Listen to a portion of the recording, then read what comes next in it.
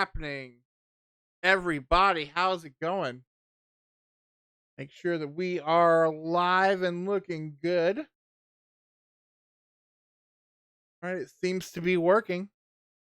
Welcome to the Movie Club Emporium, our May live hangout, guys. I know you are in for something special because we're diving a little bit out of our wheelhouse. We're talking about our top 10 sports movies, and I think we're gonna have a good time tonight. How are you tonight, Nick? Doing all right. Just got home from work a little while ago and doing my job, making sure airplane parts are made correctly, unlike Boeing. So I'm doing my job, but yeah, a little tired, but I'm glad to be here tonight talking about movies because I don't care how tired I am. You and me can always talk about movies, pal. That's right. Speaking of movies, that's a great segue. I'm a professional. Uh, we do this every month, every single month. Last month, in preparation for Furiosa, we talked about Mad Max knockoffs, and we also have weekly reviews. If you can't be away from us for 3 to 4 weeks, depending on when our schedules align, you can join us every week over at our YouTube channel, Movie Club Emporium, and we have weekly reviews. This week, going up tomorrow, is my review of The Strangers Chapter 1. Because not only did we need a remake of that movie, but what about a remake trilogy? You'll have to tune in over there to find out. Also, I'll plug our Twitch page here, twitch.tv/ Movie Club Emporium, where we do this once a month for now, and we'll see how things go. Now that I've been on vacation, so I'm smooth selling this week. But I know you were running around like crazy. We also Oh have a yeah. TikTok because everybody needs a TikTok now. Uh, so we're over there just at the Movie Club Emporium. Check that out. I usually don't post a lot unless it's in preparation for this guy. I'm trying to promote it. But that is all I have with as far as plugs go. I mean, I guess I should. I got to get better at it. Um, whether it's here or on YouTube. Hey, subscribe. Join the Emporium. Click a couple of likes. Uh, it hurts nothing, costs you nothing, and you'll have a good time while you do it. So that's all. I've chilled enough for now. Uh, but no, we want to give a few minutes, let some more people jump into the chat. I have next week. I will tell you next week. Seeing Furiosa. I did not get to see it this week, unfortunately. But I do plan on seeing it. If not Monday on Memorial Day, then by next week we'll have seen Furiosa. Have you got to see it yet? No, I'm planning to see it probably on Wednesday or Thursday evening, possibly Friday. Just kind of depends how it goes, but I am definitely going to see that, and I would love to talk to you about that movie. I have high hopes because we are 4 movies in to the Mad Max series by George Miller, and there is yet to be a bad movie. And I have a feeling this one will keep the same high standard. Yeah, I think they got some dynamite casting. It looks similar in a lot of ways to Fury Road, which I am down with. Looks like action-packed practical effects madness, and I am here for it. yeah. So it's one of the ones I'm looking forward to the most this year. So maybe if you're joining us now or watching this before next week, maybe get a joint review up on our YouTube for Furious. That'd Yes. definitely be one to do. Uh, I don't have it over here. I was gonna show you. Um, I know you and I talk physical media every once in a while. You're more of a retro guy, but I gotta tell you, I gotta promote. I'm a not self promote, but promote somebody. I won't give out any names because statute of limitations. But if you follow any social media pages or groups, everybody has the same question. When are we getting Godzilla minus one? And I know it's available in a beautiful uh box set in Japan. We're not supposed to get it for at least a year. They said Wow. because they didn't want to confuse the audience with the other Godzilla movie that came out. Um, because we're all big stupids and don't realize which Godzilla is which. But I'm gonna tell you right now, there are people out there on uh certain websites where you can sell your crafts. Um, in Etsy way you want to, and they're doing the Lord's work because I got a copy in 1080p of Godzilla minus one, and it comes with the second disc that has it in black and white. Ooh, yes. I I think those are. And have you seen it yet? No, I have not. Okay. That is another one. I think we should review it. I think we should review both versions of it because you wouldn't think the swapping color palette would really change the movie that much, but it does. I went to see it both in color and in black and white in the theater. Um, the black and breathtaking movies both, but I have to say I prefer the black and white, although very much we're seeing both. Um, I said I don't think Godzilla has ever looked like more of a frightening force of nature than Godzilla minus one in black and white. The thing that I would say comes closest to it is Shin Godzilla, for sheer frightening power. But man, said that made my number one movie of last year, and it well deserved it. What an excellent movie! Yeah, I I like I said, hope I I hope we get more like that. I hope so. So yeah, I just brought it up because I know there's I follow a lot of physical media people online, and a lot of them are very stub nosed at quote unquote bootlegs. Uh, but my theory is if they won't let me pay for it, then I'll pay somebody else to get it for me. That's why I have an awesome like Spanish copy of The Devils because Warner Brothers won't let me have that movie. So you know what? I'm gonna own it for better or worse. There's a movie we should talk about. Good God Almighty. Uh, but we're not talking about wild Ken Russell movies. We're talking about sports movies. But we didn't just want to do the simple. Uh, Here's my top 10. Here's your top 10. Here's some sports movies. We also wanted to look at some of the weirder sports movies.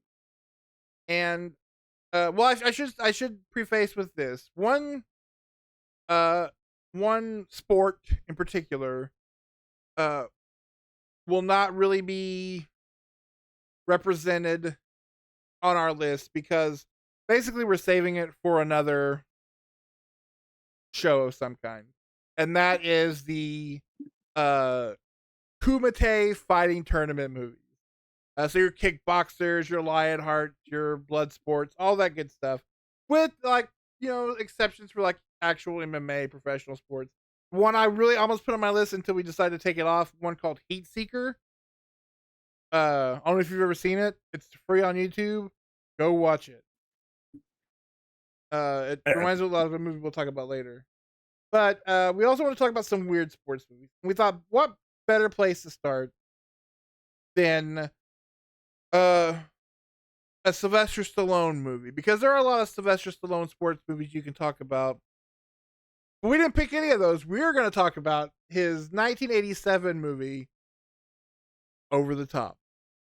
So, Nick, I will hand it over to you. Do you want to break down? We'll get started here with Over the Top. Sometime back in the 80s, people at Canon decided that a lot of sports had been covered. But one in particular has been neglected on the silver screen. The great sport of arm wrestling. So somehow, with a bunch of semis and a mountain of cocaine, they got Sylvester Stallone to come on board and star in their movie about a son trying to, or a father trying to win over his estranged son through trucking and arm wrestling. Sylvester Stallone plays a trucker named Lincoln Hawk, which is one of the most American names ever.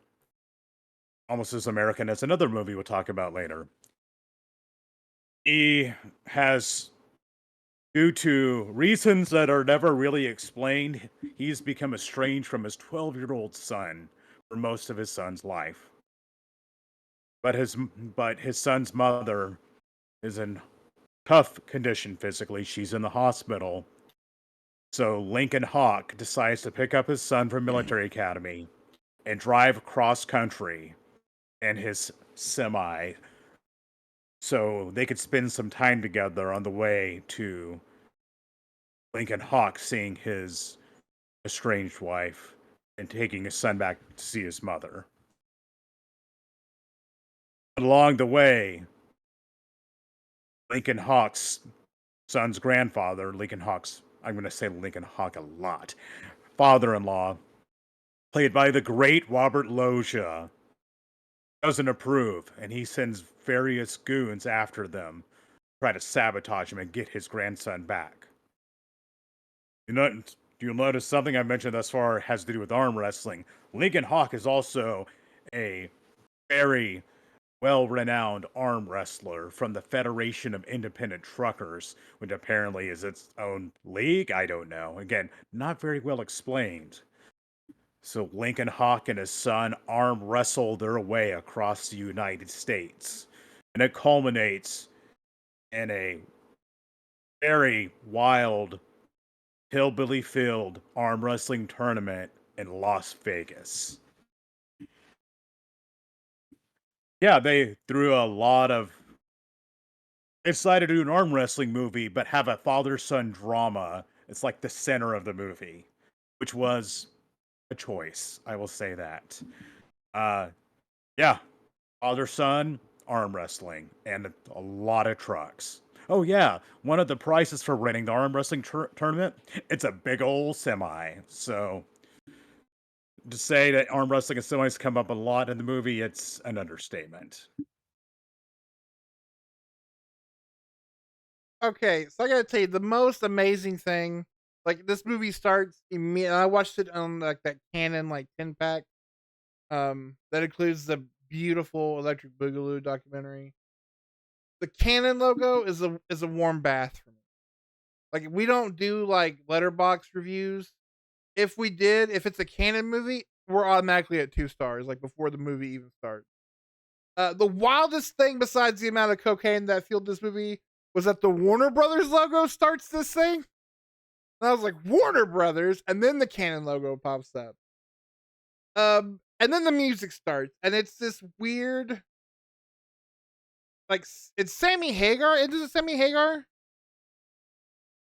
I know he's like does a song in the movie, so does Kenny Loggins.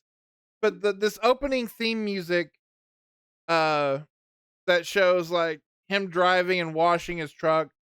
It's like this weird knockoff Meatloaf song. Just a Jim Steinman piano going that. And then, well, actually, my first thought when the voice comes on, I was like, "Is that you, Frank Stallone? Is that you singing this song?" Uh, no. So, uh, number one, um, I love when he goes to the he goes shows up late to the graduation. Way to go, distant dad. And the kid's graduating from military school, and they all look at him like they're disgusted, like, "Oh my god, truck driver, and he has his own business." Oh, granted, the truck he drives is the Jeepers Creepers truck, so that's probably why they're pretty disgusted with him. Although it does have a sweet self exercising rig built into it. Yeah, it I has got this cape. He has this cable weight system set up next to it, so while he's driving, he can work out his arm. It's it's something. I gotta tell you, 5 minutes in, I'm like, fuck this kid, Sylvester. Let's just hit the highway because this little Oh, shit boy. Oh my god, just he's doing the military stuff and just like, I need to see some IDs, sir. this kid is awful. Uh, Very quickly into this road trip, he gets out of the car pretending he's going to puke and runs into oncoming traffic to get away from Lincoln Hawk, his father. Almost kills them both and almost causes a giant pileup. In the first 30 to 45 minutes of this movie, this kid's a dick. You were hoping at some point Stallone will just throw him out of the truck. He is horrible. uh. Horrible. And then there's the scene, but it's only one of my favorite scenes. Is when they first stop for lunch, and they're eating lunch or whatever, and the dude comes up to him and he's like, "Hey, you're Lincoln Hawk, right?" And like just to sit there, just imagine like you're trying to enjoy your lunch, and some guy comes out and calls you out to semi-professional arm wrestle him. It's just nuts to me. That and then it's kind of around the same time where he kind of gets the kid. They kind of have a like a moment of like not hating each other or not wanting to run into a 5-lane traffic to get away from him. And he's like, "Hey, kid, you want to arm wrestle?" And like sets up this weird like kid cockfighting ring in the back because every diner, every gas station, everywhere has like a arm wrestling speakeasy in the back, next to the Yes. arcade. It's wild. Yeah, it's just that first bar they stop at with. Okay, so I gotta interject this. Uh, I put subtitles on because I'm half deaf, and they walk into this first bar, the one with Smasher, the mullet guy who challenged them to an arm wrestle. That song that's playing is by none other than Frank Stallone. Frank Stallone, Sylvester Stallone's brother, managed to get some of his wonderful music in this movie. Um, I guess that Frank Stallone managed to have any measure of success based off being Sly Stallone's brother. Um, yeah, it's just great. But yeah, they go in the back, and it's not like just they're doing it on a coffee table or a card table or something. I mean, they have like containers for them to put their elbows in, and then there's a sign that says "See you in Vegas." It's like from the way it appears in this movie, the number one sport in the Midwest is arm wrestling. It is such a huge deal. Well, It's that's what the big bald what's his name? The main bad guy? Bull Hurley. Bull Hurley is like he's just driving around the Southwest like looking for arms to wrestle. Like this wild Yes. lone samurai. And he's a big, intimidating dude. And he was an actually champion arm wrestler in real life as well. And did strongman stuff. I mean, the dude's an absolute tank. Uh, and comes over to Sly Stallone's son. He's like, "Oh, is that your dad?" And acting super creepy at a bar while his dad's in the back doing sweaty arm wrestling with the dude. It's it really sets the tone. So But one thing, oh, go ahead. Yeah, go go ahead. ahead. Well, What rewatching this, I was gonna change subjects, but go ahead real quick. one thing rewatching this, I was reminded of for a movie about arm wrestling. There's not nearly so much arm wrestling as you would think toward the end of the movie. They leaned so much into this father son story, and Robert Loggia sending his goons, including the late great Terry Funk, to go get his son back. His son. Oh yeah, his son's name who's Mike, by the way. Mike. So a guy named Lincoln Hawk named his son Mike. My God. Yes. Mike Hawk. I I friend Davey pointed that out and I broke down laughing because wow. Either they were oblivious or they totally did that on purpose. I'm going with the latter. Menachem was just like, it'll be funny. Americans will find it funny. That's the sound of the S of the excavator of cocaine. Uh, we gotta talk about number one. Yes, an '80s Terry Funk is always a happy treat for me. This giant man, this little bitty voice. Is the same with Roadhouse. I just love '80s Terry Funk so much. But we gotta talk about Robert Loggia. I got a question. So, what is it that Lincoln Hawk did that like he upset his father-in-law so much that he at one point sends like stranger vagrants to kidnap his grandson? It just Robert Loggia, who has an army of goons. No rich man with an army of goons is up to any good, and he's fabulously wealthy. But he hates Lincoln Hawk. Hates him. And they never all we know is at some point Stallone had to leave his family. And like he was very estranged from him. And for some reason couldn't come back around. We never find out what happened. Nope. Robert Loggia apparently tells the grandson that Stallone was a drug dealer. Stallone's like, no, that's not true at all, but never bothers ponying up any kind of explanation as to why he abandoned them and just didn't see his son for almost his entire life. Well, there's at the I beginning where really, I, I really wish we had gotten some explanation for that. I was gonna say at the beginning of the movie where he's like, it's weirdly because he's like, his the inside of his cab of his truck is just papered with all these pictures of this little boy, which again the semi looks like the vehicle from Jeepers Creepers. So Yes, having it peppered with little boy photos is just awful. Uh, but then he has things like, I write, where did you get these pictures of me? Which is a valid question. Uh, but he's like, oh, I got them from your mom because we would write all the time. And he's like, you never wrote me. And he's like, yes, I did. I wrote you hundreds of letters. I wrote you 100 letters. And I'm like, so did you just stop at 100? You were like, well, it's been 12 years. I wrote him a letter a day for almost a half a year and was just like, oh, fuck it. Like,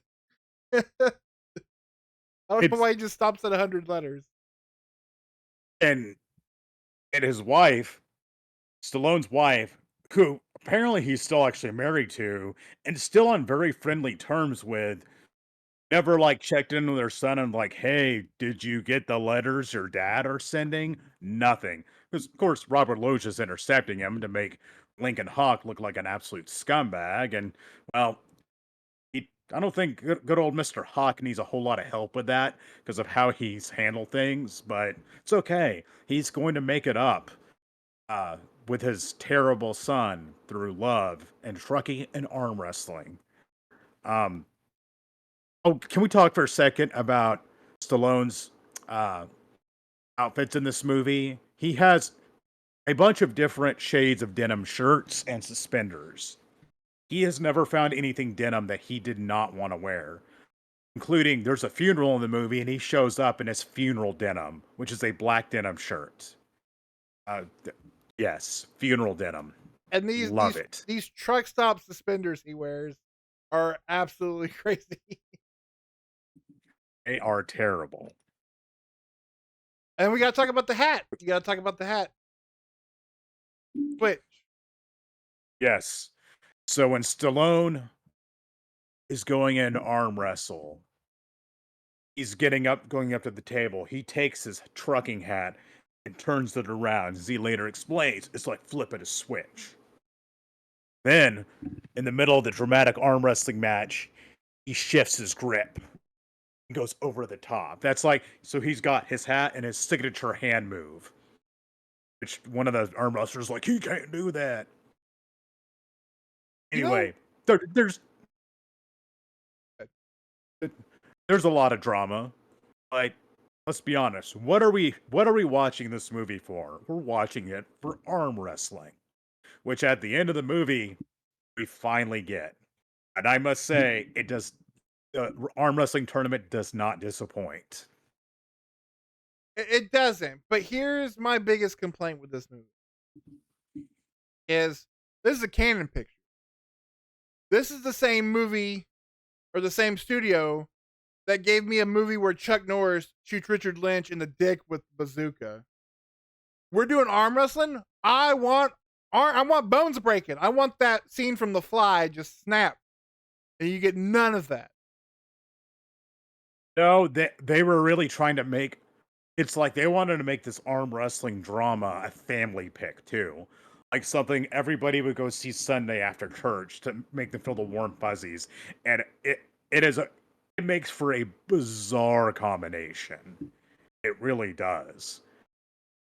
We finally get this arm wrestling tournament and it is full of roided up monsters and crazy oil drinking hillbillies. One of them literally drinks oil at one point.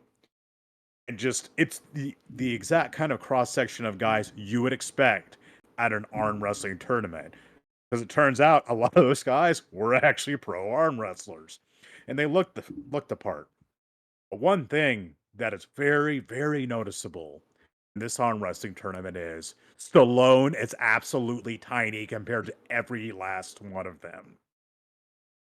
We have these dudes who are, 6'1" to 6'6", built like absolute brick shithouse monsters. And then we have Stallone. He's a pretty fit guy, but in reality, Stallone is, I've heard, anywhere from 5'6" to 5'10". The difference is, say, 5'8", and fit. He is so much smaller than the rest of these guys. It's only alluded to once that it's like, oh man, he's really small. I'm not an arm wrestler. I am sure that a lot of smaller guys can beat a lot of bigger guys, but especially, I mean, these dudes are absolutely monstrous. I have a, yeah, and I crazy. One of them in I particular, he is insane, and I love it. I assume it's the same thing of like when you're in the weight room in high school, you're in the off season or whatever, and the coach comes in and he's like, "We're doing squats today," and all this normal sized people are like, "Oh man, I hate squats," and then the little guy that comes in at like 5'6" is like, "Yeah, brother," and he just kind of bounces, immediately touching the seat. So he's like, "I can squat 600 pounds." I figured it's like that because yeah, he's. It's like watching Tom Cruise in those Jack Reacher movies when they talk about like how like big and amazing of a soldier he is, and then Tom Cruise comes like whistling through the doggy door. It's just it's just so funny how small he is. And then I don't know. I feel like drinking Valvoline is like kind of like that should be like a hey ref, can I get a ruling here? Maybe we should stop because I don't want to. It's not necessarily that I'm intimidated by it as much as I don't want to be in the path of the blood typhoon that comes out of his mouth when that Vaseline hits his stomach. Yes, but to show how badass he is, like, same guy also eats a lit cigar too, so that's part of his gimmick. He's an absolute Goat. lunatic, and I love it as they're getting ready. They like they're down to the final 8 guys for this arm wrestling tournament, and they go through and they do interviews with each one of them. And some guys are like, "I want to get in there and hurt people." It's like, "I want to win. I want to break people." And it gets to Sylvester Stallone, who's just like, "Oh, I just want the truck," and like points to the semi behind him. Just like that, he's like, "Oh, just in it for the truck," while everyone's talking about ripping people to shreds. It's amazing. He's so nonchalant about it. He just wants the truck and the money. And I mean, hey, the winner of this tournament, if I'm not mistaken, wins $100,000 in cash in a semi truck worth 250 grand. I mean, was there this much money in arm wrestling in the 80s? Because holy cow, that's a lot of money. That's a big prize in the 80s for arm wrestling. It is, but I mean, what you don't read in the fine print is that the lease on the truck is owned by the mob, and so you're going to be hauling a lot of items for them. That may include a lot of people. You're going to be crossing into Canada a lot. Are we talking about a black dog with Patrick Swayze situation here? Maybe smuggling some I guns? think so. It'd be Yes. better than Would hauling have made a that good. brute he's hauling at the beginning of the Oh, movie. oh, I love that. He's him hauling the trailer full of brute with our tagline, "It smells like a man." It's just out of all the things you could be carrying a truckload of Brute cologne. Although I must say, I like your idea. I would have liked to seen a sequel where that was the twist. The Stallone has to transport things from the mob. That would have been great. But overall, it's very cheesy, but it's got that '80s charm. The kid's a shithead, but overall, I enjoy Over the Top. It was a staple on cable TV back in the '90s, and I watched it a lot. You know, me and my dad watched it a lot because my dad was an avid arm wrestler back in the day, and yeah, I enjoyed it. I've actually the second time I watched it in the last year and a half, and it has its flaws, but overall, I think it works as a interesting piece of '80s absurd canon nostalgia. Yeah, like I said, if it's canon, it automatically gets 2 stars for me, and has nowhere to go but yeah, like, it's goofy. Good god, is it goofy. But, It is so goofy. it's a lot of fun. It A takes lot. itself too seriously. It does. It could have done some things differently, but overall, I'm here for it. It was a One one blast. th- one thing Stallone said, they interviewed him about this movie, and he had a line that I always thought was funny. He talks about it's like, oh, in the sport of arm wrestling, you have guys from MIT and guys who can't spell MIT, and I don't know why that just cracks me up. It's just I just imagine him saying it in his Stallone voice. And I've got to say, you get a lot of crazy Stallone facial expressions in this movie, where he's sweating and his lip and everything has. They have these dramatic arm wrestling matches. It's Stallone making a lot of goofy faces. Oh, every sweat gland on his body is open and pouring throughout this movie. He is so sweaty. It is. So yeah, you uh go check out Over the Top. It's wild. Um, so I There's guess not good. there's nothing else like it. There's just not. There's nothing else like it. All right, so before we jump into our top tens, this ended up being a lot more of a challenge than I was expecting to put it together. Our top ten, especially. I mean, I've seen a lot of sports movies. I'm a little more into sports than say Nick is, but um, I found this challenging. So I do have a couple movies that did not make my list. I've got four. And then the elephant in the room we'll talk about are some honorable mentions. How did you feel about this list coming together? Um, this one was an odd one for me because I am really not much of a sports fan. Somehow, growing up in Oklahoma, I never got into football, baseball, or basketball. The only sports I'm really into are sports involving people beating the crap out of each other, like boxing, kickboxing, and MMA, which there's definitely some good movies in that genre, but a lot of the like very well regarded sports movies, I they're good movies, just not my jam. So I just went after movies that I was entertained by. My list is not a terribly serious list, although I do have a few more straight laced movies in there. But I didn't have much of a problem coming up with ones I liked. I switched some things in and out of my top 10 list. And honestly, I could easily come together to the top 10 list because I think there's a lot of sports movies that a mark of a good sports movie is if I don't care about the sport at all, but it still drags me in and catches my attention and interests me. And I got a lot of these on the list that managed to do that.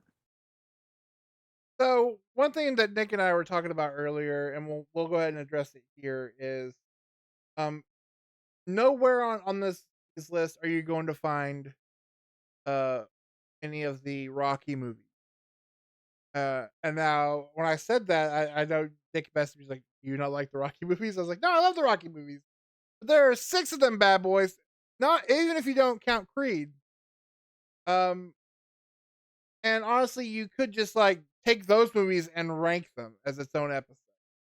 So I felt is easy just to exclude all Balboas uh, from the list to kind of make it a little more fun instead of and now this one and now we're going to talk about Rocky 3 and then Rocky 2 like so if you're coming to this list be like where do they put Rocky 4 like there's no Rocky on this list.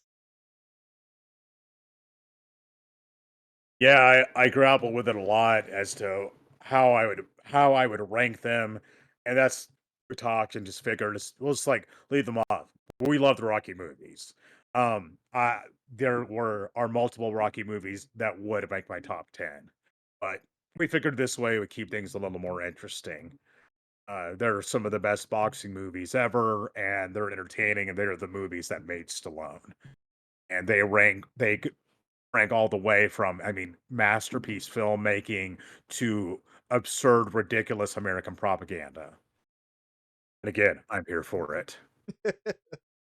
So unfortunately the only solo you're getting tonight is over the top baby. Nothing but the best. All right, so I've got 4 movies on my honorable mentions. Do you have any? Let's see. There's a few I want to mention that are not on my list. One is a documentary from the mid 90s, I believe it's 96, called Choke. It is a documentary about Valley Tudo, Japan. I believe it was 1995 or 1996. A very early mixed martial arts tournament in Japan that had the involvement of Hickson Gracie, one of the most renowned Gracies, and except for Jason Gracie, I say the most renowned Gracie. It's a fascinating piece of the early days of MMA. Just didn't quite make the cut. It's free on YouTube, and I'd watch it. Another one that didn't make the cut was a movie called Chuck with Liv Schreiber, also known as The Bleeder, about Chuck Wepner, a boxer famous for the Rocky movies being loosely based off of him because he went the distance with almost with the distance with Muhammad Ali, and later went on to fight a live bear. Uh, Great movie, and it's one that really flew under the radar. It's it doesn't lean on the sports aspect of it as much. I guess that's part of the reason I didn't include it. There's boxing. It's just not really the focal point. It's more about the person, but it's interesting. And the third is I really grappled with whether or not to put this on the list, as I absolutely love the movie. It's Dodgeball. Is it technically a sports movie? Yes, and it's a movie I can watch over and over and over because Dodgeball is great. It just didn't quite uh, make the cut. Can I interject here and tell you my dodgeball story? You will Yes. appreciate it. I don't know if I've ever shared it with you or not. I'd be shocked if I hadn't. So my senior year, uh, Nick was living in Altus and was good friends with the youth minister at the church there at Altus. Kid, can't remember his first name. Gosh. Josh. Gosh, kid. I wanted to say Jason Kidd. I'm like, no, he this kid never played like professional basketball. Um and so they were like, "Hey, we need somebody to help go to this camp in Nebraska to counsel kids." And despite um the horrific tales of Camp Spring Lake that I'm sure Nick and I will share one day, I was like, I'll go to Nebraska and counsel. It'll be fun. So we go up, we counsel at this camp. Uh, Camp ends. We're not coming home to the next day. We're going to York, Nebraska. And we go to the mall and you go run around the mall and you hang out. And then we're going to all get together, go watch a movie, and then go stay. We were like staying in people's houses. Um, so we go to the movies, and the two choices that are playing are Garfield the movie and Dodgeball. Now, I had seen Dodgeball with my dad. And my dad and I would go to the movies and see anything. So the fact that it was PG-13 never crossed my mind. Or what and like the big scene toward the end, I did not. We left before the mid credit stinger. Um, I didn't think anything about it. All I knew was I didn't want to watch Garfield the movie. And so I was a huge proponent of let's all go watch Dodgeball. Now This was myself and a bunch of teenagers, fellow teens. I don't want to sound like I was, it was like I was an old man. It was me and a bunch of fellow teens who I really didn't know. I had just kind of been thrown in with this large group of people who had all mingled together and hung out together and done all kinds of things together. And then there's me. And for whatever reason, they listened. I never found myself that charismatic. But I talked them all into, instead of going to watch Garfield the movie on this church trip, we went and watched Dodgeball. I'm gonna tell you right now, that was a very awkward uh ride home from Nebraska for the rest of the trip because I don't think they were quite prepared for what Dodgeball was going to give them. Especially, and then it was more of me sitting there going, "Oh yeah, that happened. Oh yeah," and then that. Oh yeah, forgot about that. And then the mid credit stinger happens, and I was like, "Ah shit." I'll be on the back of the bus. So Yeah. I wasn't invited back. I don't know if it had to do anything with dodgeball or the fact that I graduated, but it more than likely was the dodgeball fiasco of Nebraska for the Altus Elmont Hudson congregation. No, you had told me that, but I completely forgotten that story. I need to break away for just a minute, and then let's get cracking on this top 10 list. Yeah, so I'm gonna go over my honorable mentions then. First up I had was a movie that we've talked about. We talked about our underrated Disney movies. We talked about it. I'm sure we talked about it somewhere else. It's a great sports movie. It's a great feel good movie. It's one that like I just couldn't quite get it onto the list, and it's Cool Running. I mean, it's super inspirational, and yeah, it's just a fun movie. It's a movie that I think uh is right up there with some of the best of them. It just didn't quite make my list. The other one is a newer movie that I really so I'm not a racing guy. Like I'm into basketball, baseball, huge football. I even have gotten to the age where I enjoy watching golf now. I grew up my dad played tennis, so I watched a lot of tennis growing up. Um and so but I was never a car guy. I'm not a car guy. I don't do NASCAR. I don't do uh you know all the big driving movies like Talladega Nights to be my number one driving movie. Uh but one that came out a couple years ago that I really was surprised by how much I really enjoyed it was Ford v Ferrari. Not only do you have amazing filmmaking from I think it's Sam Mendes, guy who made Logan, where he's just you just feel the speed of these cars during the Le Mans race. Matt Damon and Christian Bale are absolutely fantastic in it. Again, as somebody who's not a racing guy, could not care less about racing. It's absolutely fantastic. And honestly, it makes me, besides the fact that it's a Michael Mann movie, really makes me want to watch the Ferrari movie with Adam Driver. Again, because it's Michael Mann, of course, but just because just that kind of get the counterpoint to that Ford v Ferrari situation. And then third, I had because I'm gonna save one because I kind of want to save it for talk to Nick about it. Another one I had on my list is one that honestly, there are several movies ugh, on this list that kind of scratch the same itch. Uh, but this is one that when I was putting the list together, I watched with Ashton. He enjoyed it, and it's one I hadn't seen in a while. I just think there are some that kind of are better known that make the list more than this one. And it is The Replacement. Um, again, most sports movies. A lot of the sports comedies are slobs versus snobs. You get Keanu Reeves as a football quarterback. A really fun performance by something Reese. Reese, what the guy who plays the Irish or Welsh kicker. Uh, and it's always fun going back and seeing Gene Hackman in a movie. Now that he's like 800 years old, retired, he's been gone so long. Uh, unlike TMZ, I don't follow him to the gas station while he picks up cigarettes. Leave that poor old man alone. But I enjoyed the replacements. It's fun. Uh, again, that it kind of does fit the same structure as a lot of these sports movies, and so of the ones that from that particular niche of sports movies, I have some that just kind of for me are better. And the last one, I'm glad you're back because I wanted to talk to you about it. I had never seen it, uh, and so I watched it because it was kind of the grandfather of uh, a lot of these particular sports movies, and that's Slapshot.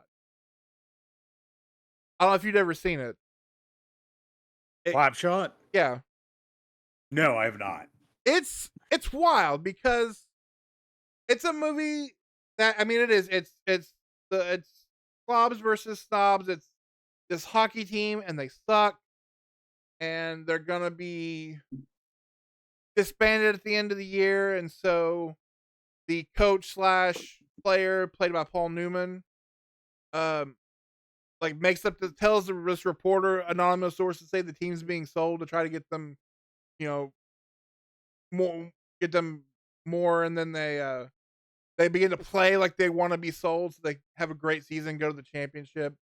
It's fun to watch. It's what's weird about it is none of the characters in this movie are likable, not even like Paul Newman, because he spends most of his time again like lying to his teammates or trying to sleep with their wives. Real Oppenheimer situation. He's just trying to sleep with other hockey players' wives. He does run around in this sweet like leather duster with a fur collar, like pure like Richard Roundtree Shaft jacket. Primo great look. And you get the Hanson brothers, which are these three like Canadian goofballs who only want to play hockey to fight. Even like the movie ends, spoilers for a 50-year-old movie. Uh, they win the championship because the other team loses by forfeit because one of the Chiefs, which is Newman's team, after they find out they're not being sold and that this is it for them. Uh, to get his wife back to prove that he can be goofy and not just care about hockey, does an ice skating strip tease, and it upsets the other team players so much that they shove the referee who calls the game, and so they win the championship. Again, it's a weird like sports movie, but I would say watch it because you can literally smell the 1970s in this movie. Like you can when the movie's on, you can smell like the beer and cigarette in this movie. And so it was wild to see kind of like the birth of this like subgenre of sports movies. Even though this one has I mean it very much kind of feels like a 70s ending, but it was something I had not seen before, and so I was really it was one of those ones I saw make lists, and so it was kind of fun to actually sit down and watch it. All right. You ready to get going on this? We can. Do you want to start? Or you want? Should I? I'll go ahead and start us off. So, as I mentioned, I have one of the sport I've been into the most for the last 20 years is mixed martial arts. The douchiest sport there is. So, given that there's human interest in all manner of exciting fighting, you think it would be fertile ground for a bunch of good movies. But man, there have been barely any decent MMA movies. There's like I remember David Mamet tried one named Red Belt and it was bad. There's the Never Back Down series, which are not great. But back in the early 2010s, they managed to nail it with one movie, and that movie is Warrior, starring Joel Edgerton and Tom Hardy and a haggard-looking Nick Nolte. It's about this pair of estranged brothers. One's a school teacher just trying to support his family. The other one's a traumatized combat vet. And they both enter the same MMA tournament. Uh, And will they have to fight each other? Of course they will. But even though we know that, it's the journey of getting there. It's a good drama. It has excellent choreography on the fight scenes. And it's a very well made, well acted movie overall. It actually does justice to the sport of mixed martial arts. And yeah, ended up, I think, being a very good human story and sports movie at that. I love War. I haven't seen it in forever, but yeah, it's like Nick Nolte. It's right around that like he still looks he does he looks like he does in Hulk. Like he's just like post mugshot Nick Nolte. But no, that's a Yes. really great movie. That was kind of my introduction to Tom Hardy. Um, so the reason I ended my honorable mentions with Slapshot is because it goes right into my number 10. Because while this one is way more of a comedy than that movie, um, number one, I think it does that premise of a coach slash player who will do anything to try to get his team where he wants it. Um, he does it. I think he does it better than Slapshot, even though again it is way more of a comedy and one that we kind of when we first started talking about this, I honestly talked about whether or not it should even be included. And it's semi pro. This is my absolute favorite Will Ferrell movie. I know it's sacrilegious to say that against Talladega Nights or Anchorman. This is my favorite Will Ferrell movie. Woody Harrelson is fantastic in this movie. It also includes the bear fighting. uh, but no, it's also a really important moment in basketball because as goofy as the movie is, it is talking about when the NBA absorbed the ABA, and you got teams like the Spurs and other teams out of there that became the NBA today. So it's a really important moment in professional basketball in America in the '70s, and it's just super fun. It's fun. It's I love R-rated Will Ferrell, and this just gives me everything I want. Um, all I kind of want out of this is a sequel, kind of in name only, but I want the same type of movie with Will Ferrell, but it's about like 1970s, 1980s, like Memphis South wrestling promoters. Like, give me Yes. that semi-pro movie. I'd be down for that. I love Semi Pro. And I must say, a really good performance by Andre 3000 from Outcast, too, who plays the star basketball player of the Flint, Michigan Tropics. Um, eh, I think Semi Pro made my list a while back of comfort movies. It's a movie I watch a lot. And yeah, I might have some more thoughts on that later.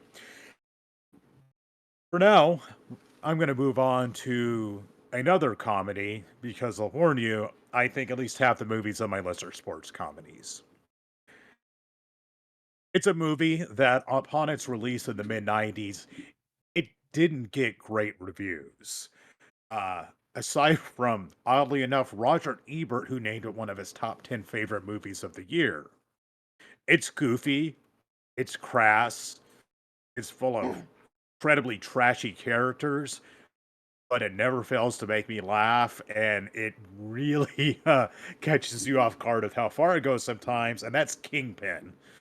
One of the best movies ever made about the sport of bowling. It's ridiculous. You have Woody Harrelson and his arch nemesis played by Bill Murray, and Bill Murray steals any scene he's in that movie. It's just the absurd character. I and Randy Quaid as the Amish guy who's a natural at bowling. Um, it's fun. They have all manner of bizarre characters in it, and it's a movie that long after it didn't do terribly well in theaters, but long after that, it's got a very good reputation now, and it's a fun '90s comedy. It's peak Woody Harrelson. It is peak Bill Murray. You get Chris Elliott, uh, Richard Tyson of all people, Lynn Shay playing I don't care whatever horror movie she's in, playing the creepiest character ever as that terrifying landlord. Oh man, she's so gross. But yeah, Kingpin, great movie and a great ending song by Blues Traveler. What is it about good sex that makes you have to crap? I mean, I think it's I think it's the Fairley Brothers' best. I know everybody goes something about Mary. I think this was like their first and best movie. I love this movie. It's so much fun. You get those two. Not to mention, I don't know the actress's name, but she's always Lisa from the Weird Science TV show that was on Yes, USA. She's fantastic. All in all, hilarious, gross, fun bowling movie. it's and it just like there's one point in particular. It has great running jokes throughout the movie about pulling a Munson and Bill Murray's commercial where he's sponsoring single moms is wonderful. It's a great movie. Warn you, it's an offensive movie, but I'm here for it.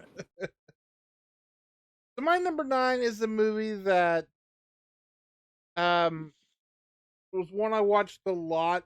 It's definitely one of those like Sunday afternoon after church movies. But I watched it a lot with my mom. Uh, and honestly, it's a really great, not only baseball movie, but just a great story in general. And it's A League of Their Own. Um, Gina Davis. It's one of Tom Hanks' best. I love like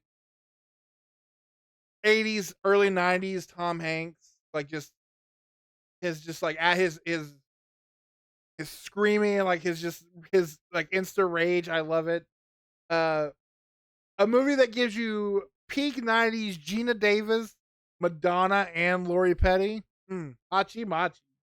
Uh, telling the story about that sounds absolutely like totally made up, but was a true story about how men went off to war and Americans needed baseball. And so we were like, ladies, let's just have all girls play baseball.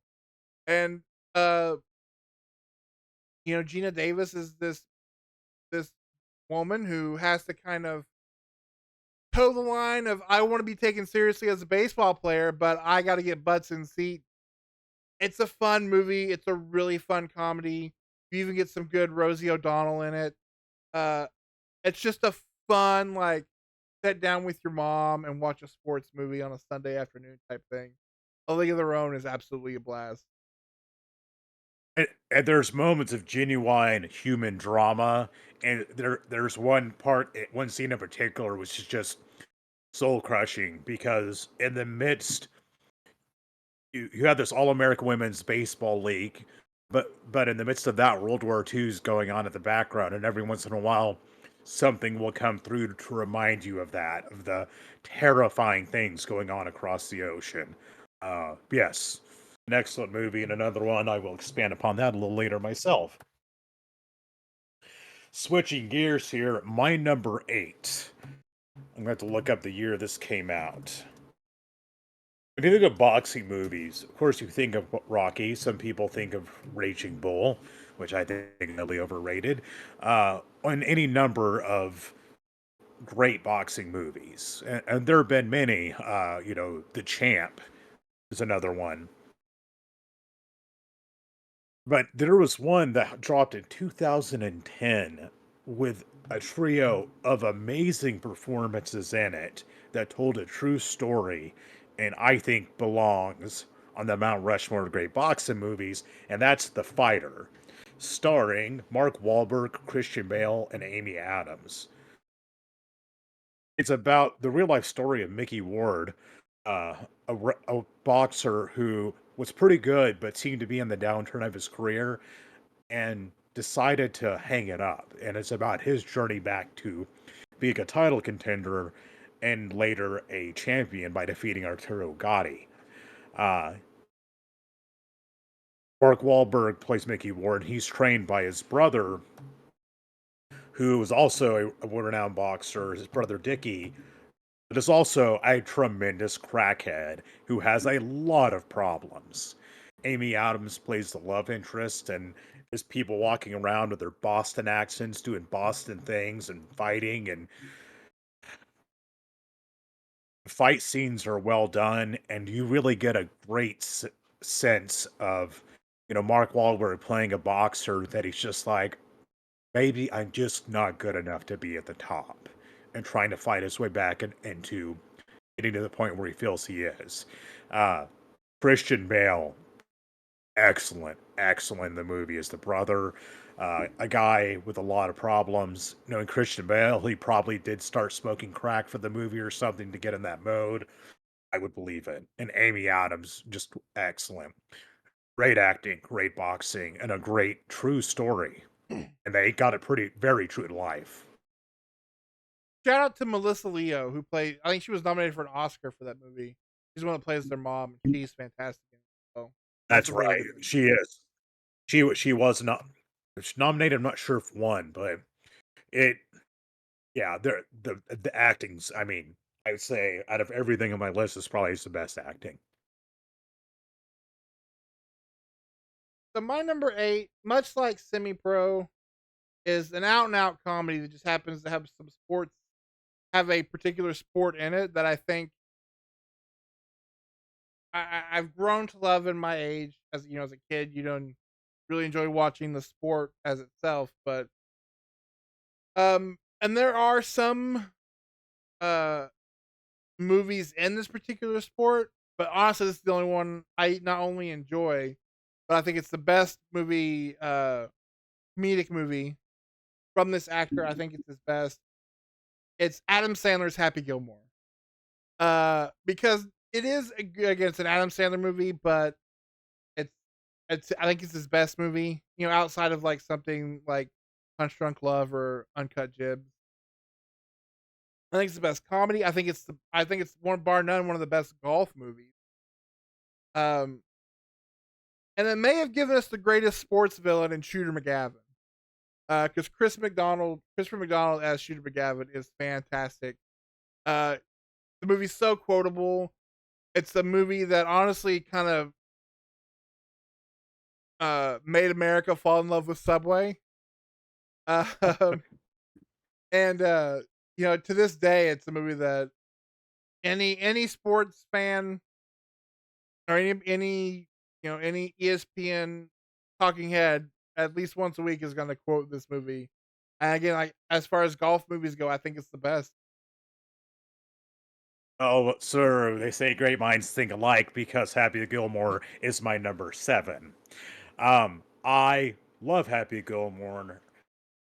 It is my favorite Adam Sandler movie. I have seen it more than any other Adam Sandler movie.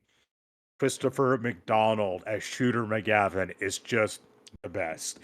By the way, you can hop on Cameo and pay Christopher McDonald to send you a message as Shooter McGavin, and I'm awfully tempted to lay down the coin for that. We also get a young Julie Bowen who later went on to star in a sitcom whose name's escaping me. Uh, Modern Family. Otter Family, yes, which I'm also quite fond of. She is looking super adorable in it. It's full of great quotes and interesting characters like Richard Keel as his old boss with a nail in his head, and of course, the dearly, sorely missed Carl Weathers as Chubbs, who's just fantastic in this and every scene he's in. And also, what other movie are you going to get to see Bob Barker kick somebody's ass in it? It has such a combination of things in it. There are no wasted scenes. There's a lot of fun, smaller roles by people you've seen a lot of their things in it. It's a well shot movie. It's I love the character of Happy Gilmore. I love the movie. It's another one of those comfort movies I can revisit anytime. I watched it not long ago. It holds up. It's great. I think if you want to watch any 90s Adam Sandler movie, it's the one to watch. It's the one I would show people. It's the most accessible and just a lot of fun and eminently quotable. So that's my number 7. Also, R.I.P. to Joe Flaherty. You jackass. Oh, he's great, and that as the guy who's obsessed with Shooter McGavin. He's just great. And let me Mine tell you, I don't oh, I don't good. it's one of those I don't care about golf at all. I could not possibly care less about golf. But man, this it pulled me in and I was invested in the games and it made it all look fun. So my number 7 is a movie that I didn't grow up with it because, when it came to baseball comedies, there was one that was much more my movie as compared to this one. This wasn't one I ever really watched. But when we were doing this list, I was like, "Okay, it comes up a lot. It has an amazing cast. I'll check it out." And I gotta tell you, the fact that it bumped this far on the list shows you kinda how great of a movie it is. It's Bull Durham. Um, like I said before, we could have done our own list on Rocky movies. Honestly, we could have done our own list on Kevin Costner sports movies because he's in so many. But this is Yes, he uh, is. I think this is the top 10 performance for Costner. I love my favorite. I know everybody goes Shawshank. My favorite Tim Robbins is 80s, or again, like kind of like Tom Hanks, 80s, early 90s Tim Robbins, like and comedic Tim Robbins. You don't because you think of Tim Robbins as something like Shawshank or Arlington Road or any one of those movies, you don't think about how funny Tim Robbins could be, and him as He's hilarious. this idiot pitcher who's like he can throw 95 miles an hour all game long, but he can't control it. But he's just so fucking cocky, and so they bring in this old timer who even in the 1980s is Kevin Costner's like too old for this shit as this catcher who's supposed to bring him back to earth.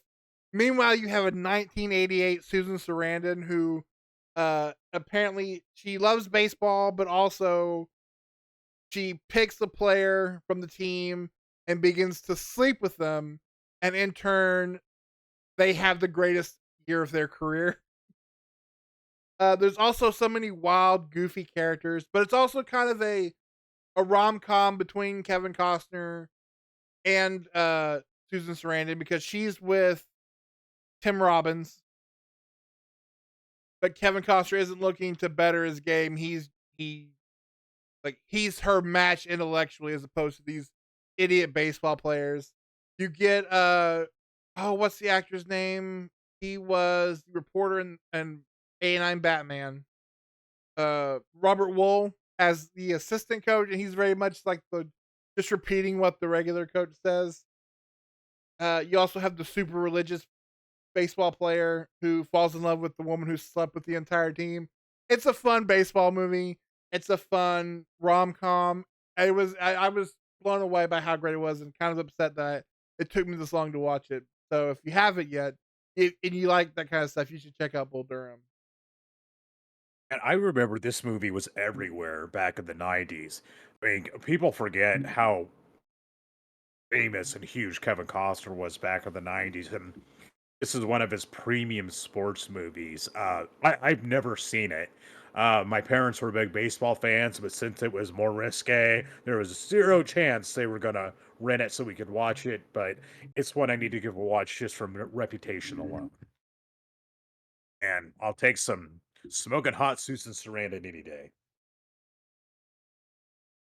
So my number six really caught me off guard. I caught it on TV years ago. Um, and it's a movie based off the name and everything to do with it. I just had no interest in it. But I'm glad I caught it. I'm glad it drug me in because even though I don't care about hockey at all, I could respect it as a sport. Takes immense skill, but just nothing I'm into. I never thought the combination of Sean William Scott and a hockey movie would work so well. But the movie Goon works extremely well. Goon came out in 2011. It's about this bouncer, this who's played by Sean William Scott, named Doug Glatt, who not very smart, but he's incredibly tough and a very fierce fighter. It has a head made of titanium. Who manages to beat the shit out of a hockey player at a hockey game who says homophobic things to his brother and headbutts this dude, breaking the hockey helmet with his bare head and knocking him out. So naturally, he gets recruited to be the enforcer, a thug, for this kind of B League hockey team in Canada. And it's him getting fitting into the team and trying to romance this girl who definitely seems to be trouble and trying to gain the respect of his parents who are just mortified that they have a gay son and a son who's a hockey thug. Doug the Thug Lat.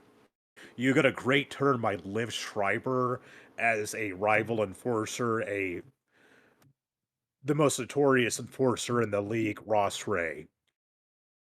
This movie's really funny, but it's really heartfelt. It's got some brutal action. I mean, people think of the scenes from Raging Bull with all the blood splattering everywhere.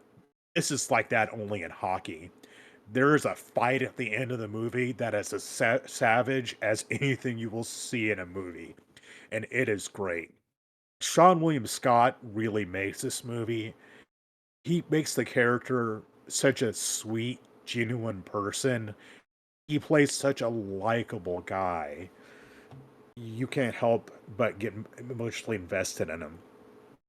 I don't care about hockey, but I love Goon. It is it's quite a sleeper, and it should be way more well known than it is. It is wildly entertaining. So a lot of these sports movies I was watching with Ashton because he hasn't watched a lot of them. He's getting more into sports and stuff. Watching them, not playing them, but that's getting into them. And but I will say I don't have this movie on my list. But when I went over my list with Ashton, his first words were, "How come Goon's not on your list?" So maybe I need to reevaluate it. But he was all in on it. Um, I think he even watched it before I did. Before I even started showing him stuff from my list, and I just like, "Oh, I'm doing my list. Here's my preemptive list." He was, "Hey, where's Goon?" I was like, "How do you know about that?" So I'll have to go back and maybe reevaluate because he that was his first response was, "Where's that movie?" So my number 6 is a movie that, um, honestly, if it wasn't for the true events depicted in this movie, uh, I as a baseball fan of the team I'm a fan of, uh, which is the Red Sox, might never have experienced what I've experienced because what this movie depicts, the Red Sox implemented the next year, and then the year after that won the World Series, breaking the curse of the Bambino. But it's Moneyball. Um, it's this. It's a movie that somehow turned the back of a baseball card into an interesting, like, thrilling film. Because it is a movie. It's about stats and numbers and math, but also about baseball and kind of dealing with being looking at a person as a player not just because of his haircut or how much he can lift on any given day. Because it's Brad Pitt and he plays the GA or GM of the Oakland A's, early 2000s, and they suck. They don't have any money. Their team is or their team is constantly their players are constantly being poached by bigger teams. This was kind of before salary caps and like this was the late '90s, early 2000s, where like the Yankees held sway and they could literally buy and sell anybody they wanted. They were just picking players left and right, offering them these huge deals, and they couldn't compete. So he meets this guy. He's played by Jonah Hill, who's kind of a I think they kind of played up in the movie more than in real life. He's just like a statistics wonderkin, and together they put together a baseball team solely from numbers. It's not about how far can you hit the ball, how good is your fielding. It's about numbers. It's about getting on base. We need to get on base so many times in a game to statistically win. Let's get players that can get on base. And they build this team, and while it doesn't have like that grand we won the World Series with this type of ending, they did set a record for the longest win streak in baseball history, playing baseball with numbers instead of baseball talent. And again, it's a movie that again is about math and about what's his on base percentage versus his RBI. It's just numbers. And yet Brad Pitt, uh, and Jonah Hill and the other rest of the cast, you get Philip Seymour Hoffman as the coach of the team. Uh, you get a young Chris Pratt as a player who is there, and he's a pitcher whose arm doesn't work anymore, so they moved him to first base, which is like asking a grocery bag boy if he wants to be an astronaut. Um, to because he gets on base, and you're watching this movie, and it's just about numbers and about this and that, and the old timey scouts are like, no, like he's got a great haircut. When I see a kid, I know who's got talent, who does it, and being like, well, no, here's the spreadsheet that kind of says he hits the ball this amount of times, so we should play him in this position. Again, it's a movie about numbers and math that I hate, and yet I was at the edge of my seat. It's an absolutely great baseball movie that again changed the face of baseball because it no longer became about who you could afford. It became about how do you build your team. And again, this was implemented in Boston the next year, and then 2 years after that, or the year after that, I was in college and we won the World Series. So it's a movie that holds a special place in my Bo Sock heart, and so it's a really great, fun little movie about again about baseball and numbers and the backs of a baseball card, but you will be completely riveted by it. Another one I haven't seen, heard great things about. I'll have to numbers and statistics and building things like that in general fascinate me, so it's one I need to give a watch. My number 5 is also a baseball movie, and it is a very beloved baseball movie. My parents were big into baseball. They loved the Texas Rangers back in the day, which back in the 90s was pretty sad as they were getting beat by everybody. I went to a bunch of Texas Rangers games, and I could always enjoy the experience of baseball. And in 1993, we got a movie for all ages that showed us the experience of baseball and how it could bring people together and how amazing the sport could be. And it's The Sandlot, one of the classic kids movies, but a movie everybody can enjoy. It's about this group of this kid moves to this town and ends up linking up with this group of boys who they just love going and playing baseball. And they go on adventures and play a rival team, and a big part of the movie has to do with them retrieving this ball signed by Babe Ruth from this backyard that is being guarded by this utterly monstrous dog. It's The Sandlot. Chances are anybody who's watching this or listening to it will have seen it. It's a wonderful, heartwarming movie. I've seen it so many times. It's my favorite baseball movie. It's one of my favorite movies of that era. It's an utter classic. Beautiful movie. So we talked about, when we were putting these together, we were like, oh, there's we made the joke about Kevin Costner, but we could do our own list of kids sports movies. And I think without a doubt, if you do a list of kids sports movies, this is number one. Like it's just hands down number one.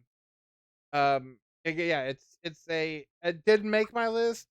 It probably all by all right should have, but I had a feeling it would make yours. But yeah, it's one of the best. It's the best kids sports movies, and honestly, one of the best sports movies out there. I think it only gets better the older you get.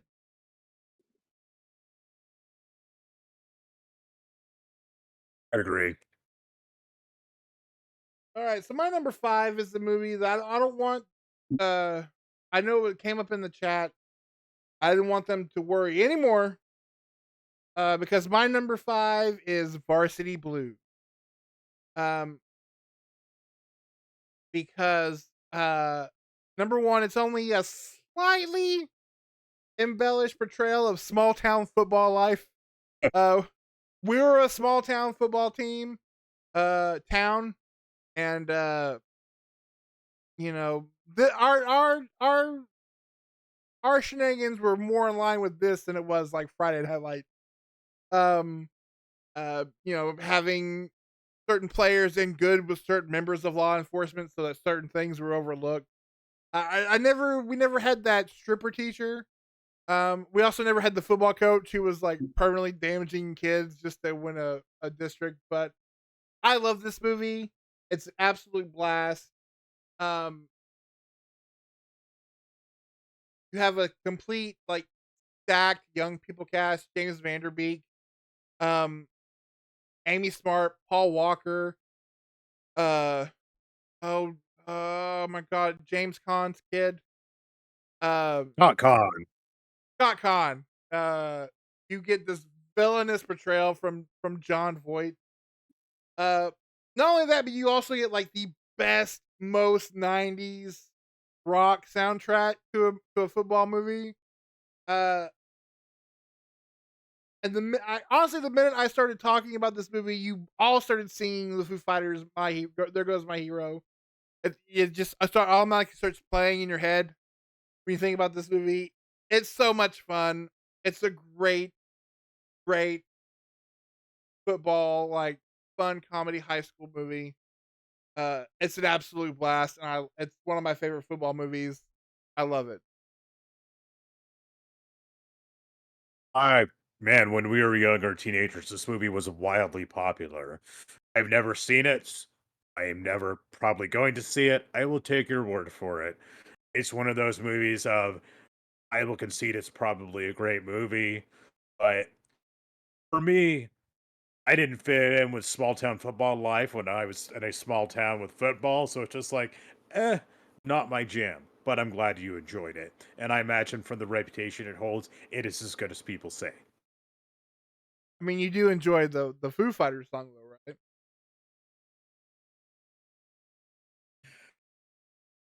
Number four is it is a movie that's come up on this channel before.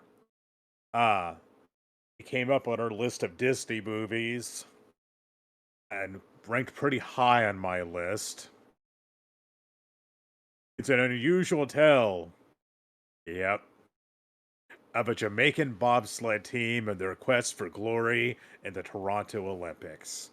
It's Cool Runnings, one of my mother's favorite movies, and a classic underdog sports movie starring John Candy as the beleaguered coach of this disgraced coach of this Jamaican bobsled team because he has this idea using Jamaican sprinters he can put together one hell of a bobsled team. It's funny, it's inspiring, it's fun beginning to end. You get fish out of water stories. You get a very passionate performance from John Candy. It it's a warm fuzzy movie. It is a lot of fun. You missed it. This was in my honorable mentions. Uh, I knew it would be on your list. I just wasn't sure where. But yeah, I mean, there's what else can you say about Cool Runnings? It's like one of the ultimate uplifting sports movies there is. My number four, like most of us of a certain age, all of our sports movies consisted of, to a certain point, were kids sports movies. Whether it was Rookie of the Year or Angels in the Outfield, Sandlot, Little Giant, uh, what's the Little Big League? You know, is Air Bud. you Big know, Green. the Big Green. Like it was all kids. The Mighty Ducks. All kids sports movies. But my very first like adult sports movie Again, goes back to the story I've told many times about my father recording random movies off of HBO during the summer. That's where I discovered Roadhouse. That's where I discovered Hellraiser 2. And that's also where I discovered my number 4, Major League. To me, this is the baseball sports comedy. Again, like you have other movies like Slapshot, Semi Pro, movies that are comedies with their sports, but this to me, this is the best. This is the gold standard when it comes to sports comedy. Uh this is one of the greatest movie ensembles in a sports comedy. Uh whether it's Charlie Sheen, probably at his best. Um Wesley Snipes is great. A young Wesley Snipes is great. The actor who plays Harris, the old Bible thumping pitcher. You also get the Allstate guy as doing this like probably problematic uh voodoo accent. Um, Yes. you get Corbin Burnson. You even get like Tom Berenger, who you root for in the movie. Though now watching it again, I was just like, this whole movie's like it's about baseball, but then it's about Tom Berenger stalking his ex girlfriend. um, Yeah. and it Like gave us for Wild Thing. It gave us that stupid haircut. You have the baseball coach who he talks like he just eats rocks all the time. Uh, it's just it's everything you want in a sports comedy filtered down into that line at the end where we hit that impasse of what are we gonna do as a team, and let's just win the whole fucking thing. It's my absolute favorite sports comedy. One of my favorite baseball movies. It still holds up. It's an absolute blast. another one that I remember coming on TV a lot when we were younger. And talk about a star-studded cast. I watched it again a while back, and that's what just struck me as man, they got a lot of people to be in that movie. But it was a pretty big deal. It also reminded me of when my parents drug me to the theater to go see Major League 3 Back to the Minors, which I still haven't forgiven them for. Two Major isn't League's bad. made Two isn't no, two's bad. not bad. They although you do lose Wesley Snipes for Omar Epps, that's a bit of a downgrade. But yes, 3 is unforgivable. Yes. 3 is bad when you get Scott Bakula for reasons, and I believe a young Walton Goggins is in it, if I'm not I mistaken. think so. It just nothing about it works. It's not funny. It is a blatant cash grab. But if you want a good sports comedy, Major League is up there. It's great. Switching gears to something way more sad and depressing. Uh, there's a lot. You could make a top 10 list of great sports documentaries. There are so many of them that have been made over the years, um, and so many that continue to be made. But one I saw that takes place in the world of mixed martial arts that I found engrossing and just and sad and fascinating was a documentary. Trying to look at the year here. From 2002. So this is still in the earlier days of mixed martial arts. It's called The Smashing Machine: The Life and Times of Mark Kerr. Back in the 90s, Mark Kerr, he was an NCAA wrestler, this hulking guy, became one of the most feared fighters on the planet. 6'2", 255 pounds of muscle, power, speed, and wrestling. Just a frightening human being. And HBO Films followed him around and documented some of his life and the things he's going through and his preparations for fights. And kind of like with Bret Hart and Wrestling with Shadows, they managed to catch so many interesting things with Mark Kerr, who unfortunately now he's not known in the mainstream. You get to see him prepare for fights and the quiet moments in between, and you get to see him struggling a lot with substance abuse, steroids, and especially pain pills, and see the detrimental effects that has on him. You get to see some of his fights in Pride, him steamrolling people to starting to have his demons catch up with him and really affect his fighting career. It's a sad and very intimate look at a man who's fighting a lot of demons. Uh, he's also there's a scene where he's talking to a woman and an older woman in a doctor's office and tells her what he does. And she asks him, like, "Oh, do you hate the people you're fighting?" Hold on a second. Yeah. Um, I'll double check with Nick, but I want to say that's the movie that they just announced. The A24 and The Rocker are making a biopic on that guy. I want to say it was called something about the Smashing Machine. So him saying that makes me think. I'm not quite sure. Um, I didn't. I didn't really go with documentaries. I'll just kind of wing it here while Nick stepped out. I really didn't have many documentaries. Like Hoop Dreams is kind of the one everybody thinks about. Honestly, I guess you could. We were like, oh, can you include like that first few 30 for 30? Each one's done by a different filmmaker. In which case, I highly recommend the Pony Express, and then the one about the guy who bought the New York Islanders, even though he didn't have any money. Um, and Jimmy the Greek. But I will let him finish when he gets back. But until then, oh, there he goes. Apologies, my dogs were losing their minds, so I kicked them outside. Somebody had the nerve to walk by my house. So, back to where I was. You have this hulking MMA fighter talking to this woman about. She asks him, "Do you hate the people you're fighting?" He says, "No, of course not."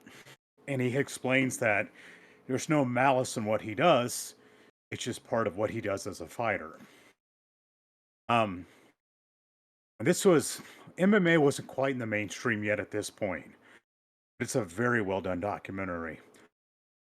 I have a feeling it'll kind of get a resurgence because currently Wayne Johnson is filming a biopic on Mark Kerr's life called The Smashing Machine, where he's going to play Mark Kerr. So it's done by the Safdie brothers. I have high hopes that it'll be really good. But before that comes out, definitely go back and watch the documentary. Okay, so yeah, that was gonna be my first. When you said Smash Machine, I was like, isn't that the new rock movie? But yeah, so it is. Yeah, it's done by the Zafty. That's I like the A24 is digging into the sports movies, but not giving you the sports movies you think. Um, Yes. but no, I'll have to watch it because I've not seen. I honestly had never heard of the guy until I saw that Rock was doing a biopic of him. So I'll have to check that out. All right, so my number three uh is the ultimate raw USA movie. Not only that, but I know, like I said, we left the Rockies off the list intentionally. However, this movie is kind of like the real life Rocky Four in that one sports competition uh, may have helped end the Soviet Union, and it's miracle. Now, I'm not a huge. I'm getting into hockey now. Ash and I are, uh, and so I'm very new to the sport. Um, Go Krakens! That's up. Yeah, I picked. Yeah, that's up in your neck of the woods. Even though apparently I was like, yeah, Oh yeah, they're bit. that'll be my hockey team. Oh, what's that? They're not good. Awesome, perfect for me. Uh, Go Kraken! But no, this movie. It's the story of the Miracle Milan in the 1980s when the U.S. hockey team beat the Soviets, who were unbeatable at the time. And it was a bunch of ragtag guys brought together by this coach played by Kurt Russell, who does this amazing, like Milwaukee slash Minnesota accent. It's just Kurt Russell's got that Midwest accent, you know. Um, but of them getting players that were, heated rivals in college and on professional teams and putting this team together and again beating all the odds and beating what is this like killing machine of a hockey team in the Soviets, beating them in the Olympics. And it's a beautiful movie. It is uh probably one of the best underdog movies because they're a ragtag group of guys who don't get along and he brings them together. Um again, do the what was considered impossible at the time. So yeah, if you're it's real life Rocky 4, so do yourself a favor and check out Miracle. The Miracle on Ice. Yes. You don't have to be a hockey fan to be familiar with that story. Um, and you also don't have to be a hockey fan to see the inspiration in that story. And I love a good underdog story. Speaking of underdogs, segue, my number two is about an underdog basketball team and a fledgling organization. You talked about it earlier. It's Semi Pro with Will Ferrell. It's my favorite sports comedy. Is it a dumb movie? Yes. But it's a very funny movie, and my favorite also Will Ferrell movie. Some great performances, a lot of really great bits. It's a period piece set in the groovy 70s.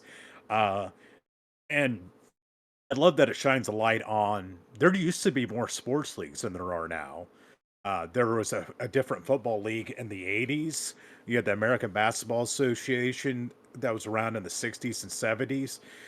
And, talking about pro wrestling, there were a bunch more organizations back in the day. So there's this interesting and varied history of all these other sports leagues that kind of disappeared or got folded up with time, like the XFL, for example.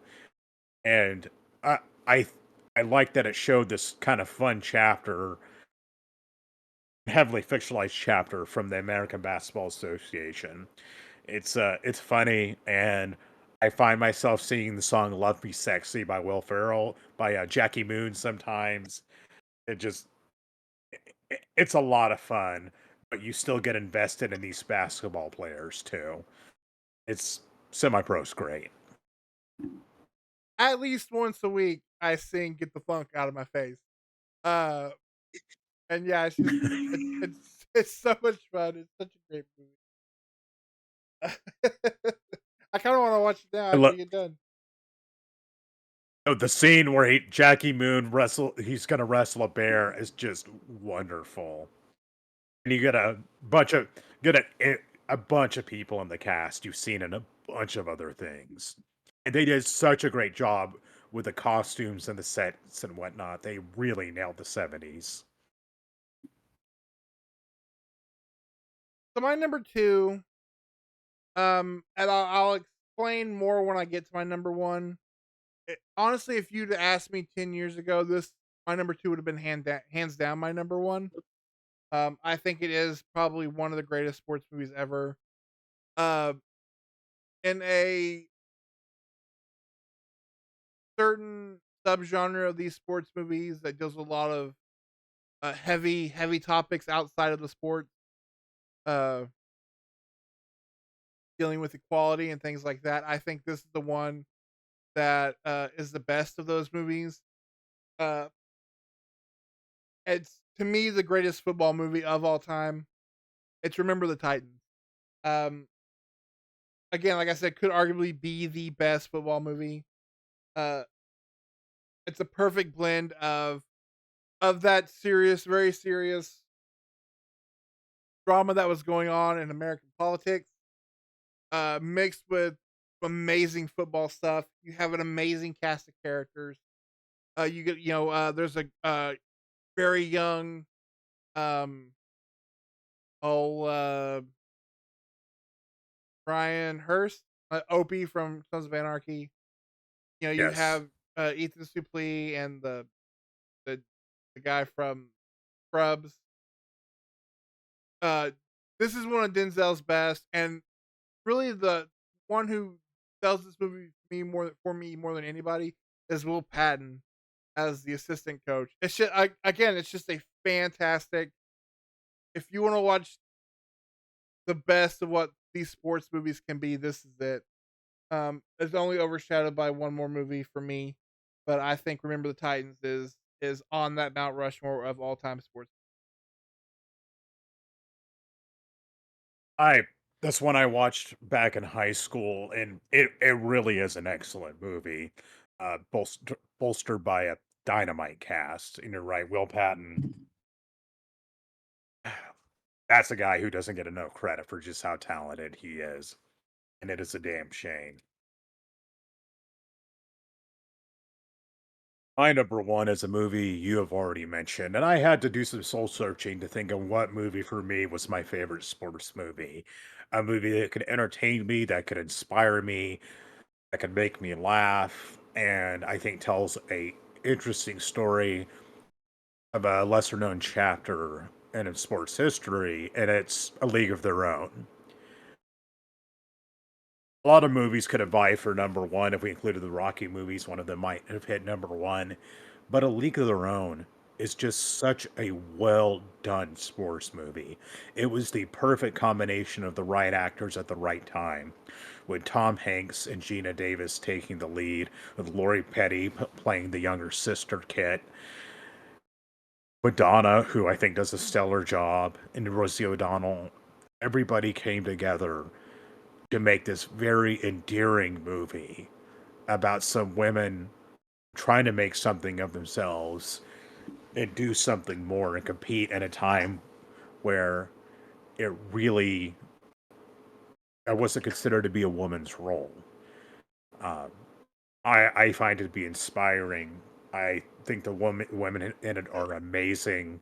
Gina Davis has never been more lovely, and she's great as and just tough as Dottie. I love the wraparound that takes place in modern day where they're having their reunion. And Tom Hanks, what an actor. What a great actor. And this is one of my favorite roles of his. Of course, the immortal line, there's no crying in baseball. John Lovett says the baseball recruiter great. It's cast perfectly beginning to end. It's a movie I find myself quoting, saying Stillwell Angel. Uh, Is it objectively the best sports movie? No, but for me, it's my personal favorite. I went to see it in the movie theater when it came out 30 years ago. I've seen it many times since, and it's a movie I can always put on and be entertained by. I I said before, it's just great, feel good movie. It does have that harrowing stuff when you are brought back down to earth because of what it's just so uplifting. Uh, It, so mine, it just that they give it that dose of reality in there that in between all this light-hearted goodness and this inspiration, there's this sadness and there's this brutality going on outside of what you see. It's just a well balanced, well done, beautifully shot movie all around.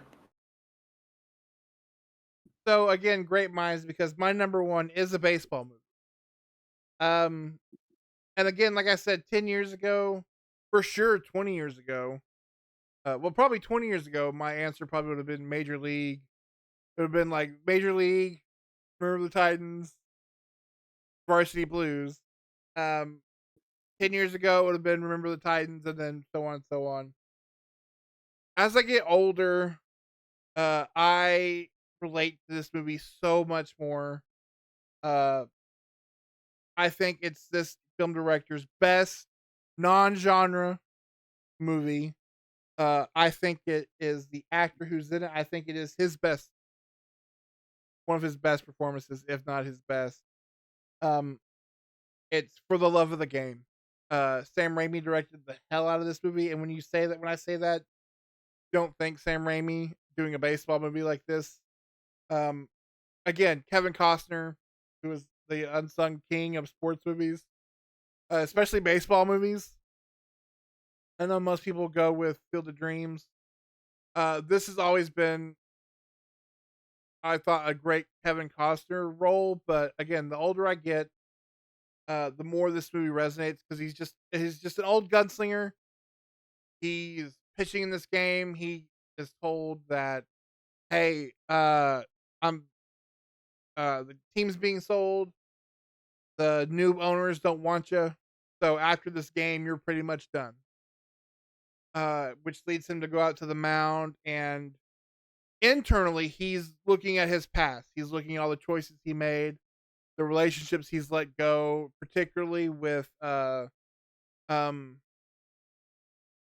oh my goodness, the actress. She was John Travolta's wife. She passed away. Uh, Kelly she's Preston. Yeah, she is fantastic in the movie. Jim Malone is her daughter, and so he's internally going over these moments with her throughout his baseball career. Meanwhile, uh, kind of unbeknownst to him at the time, he's pitching the perfect baseball, which is a once in a lifetime, not only occurrence, but it's like the holiest of holy grails in baseball to pitch the perfect game.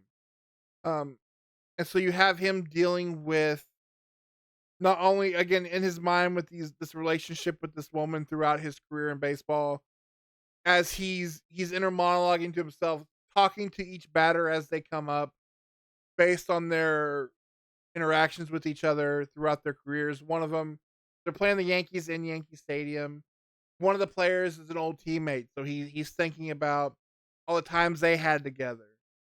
He's thinking about his team because they haven't been playing great. You also get amazing performances from again Kelly Preston, Jenna Malone, uh, Brian Cox is the owner who's selling. John C. Riley, who's playing kind of his catcher. Uh, Again, this is a movie that the older I get, the more I relate to this movie. About when you start thinking about kind of like where things have taken you. And it just so happens that it's being done on during the backdrop of this baseball game, and it kind of gives you everything you want from a sports movie because you are getting again the holiest of holies, holy grail, a perfect baseball game, pitching a perfect game, while also getting this beautiful character study on a guy looking at his mistakes, looking back and realizing that what is important is as he comes halfway through, he realizes it's not about what happened, it's about how what do I do to get where I want to be. It's a beautiful character study. Again, I think it's Costner's best performance. Um, and it's a beautiful love letter to baseball. It's just an all around perfect sports movie.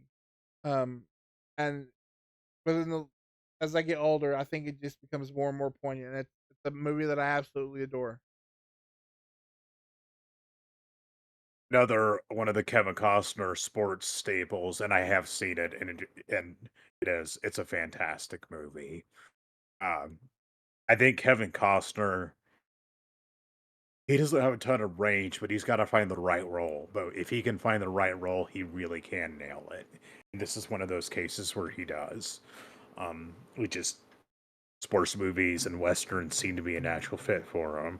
That being said, Kevin Costner, you're an idiot for quitting Yellowstone to go make these bloated western epics. But hey, at least you made some good movies back in the day. Way boondoggles. Sorry, going off on a tangent there. Hey, Horizon could be good. All 16 hours or whatever this movie's about. Well, going off the Kevin Costner tangent, we've seen this before where he wants to go off and do these wild projects and they don't go well and hit Waterworld and The Postman. I don't think people realize how much his career had floundered until Yellowstone. So, and I think, yeah, hey, by all means, go do whatever you want to do. The early reports I'm hearing about the first one, they aren't sounding good. So we'll see. But it got a Well, that was standing our. ovation. It can. Well, those were our 10 favorite sports movies. I think we had some real solid movies on the list, but there's some we shared on our list. And you definitely had a good balance of movies that were very well regarded sports movies. And I had a bunch of funny and goofy ones and a few serious ones here and there. I'll say that, you know, and definitely recommend go watch the Smashing Machine. It'll give you it'll make you excited for the the movie with Dwayne Johnson that's coming out. All right, let's check in here real quick to see what about those in chat. What are your number one sports areas? Do you go funny sport? Do you go sports comedy, or do you go sports drama, or do you skip both of those and you just go with sport? Sport. Because we've talked about some wild movies. We have another wild sports movie to talk about, but kind of want to get your guys' range. And yes, of course, don't worry, Logan. I did mention Varsity Blues. Um, I had to make sure. I didn't want you to stress about it being on the list.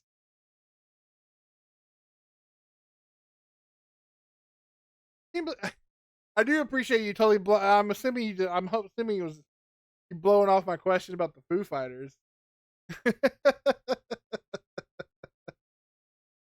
Not a fan.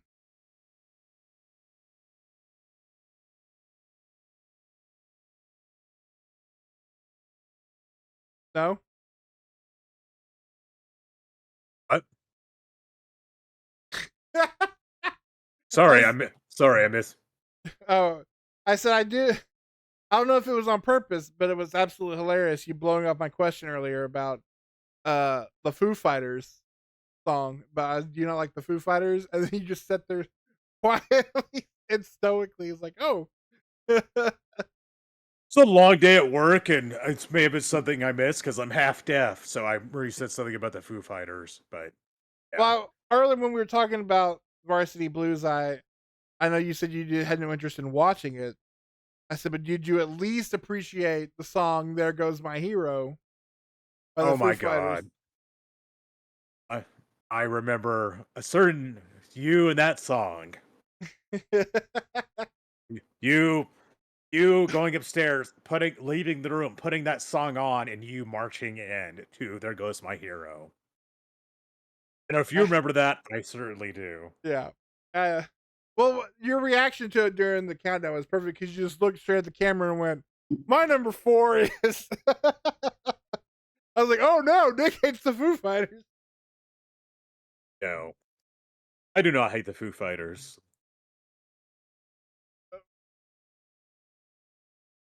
Well, Well, yeah. we Since got nobody is going we on, go ahead. we've got one movie left to cover before we call it a night here.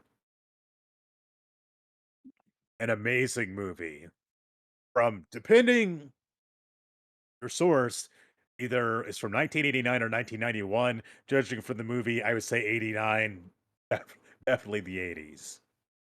Yeah, I wrote down 89. Yes. We from the Great Empire Pictures, which was which was Charles Band, who went on to it later became Full Moon. Charles Band from the mid 80s to the late 90s was on fire, creating some wildly entertaining stuff. And man, this has to be one of his most entertaining ones. Arena from 1989. The movie I describe as a space MMA movie, boxing. It's like boxing, pro wrestling, MMA, but with aliens. And one handsome, super American human by the name of Steve Armstrong.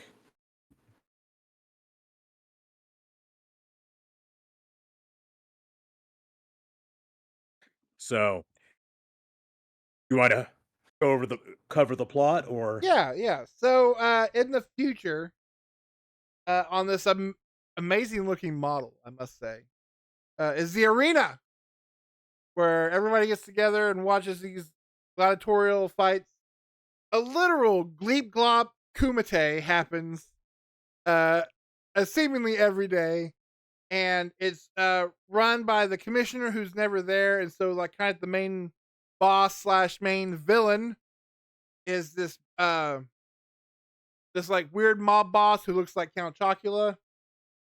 And I will say this: as the movie starts, and like I said with Canon Pictures, you give me an Empire or a full moon logo, instant star up on your review because man, oh man, it's just a warm bath those logos because you know you're gonna be in for a fun time.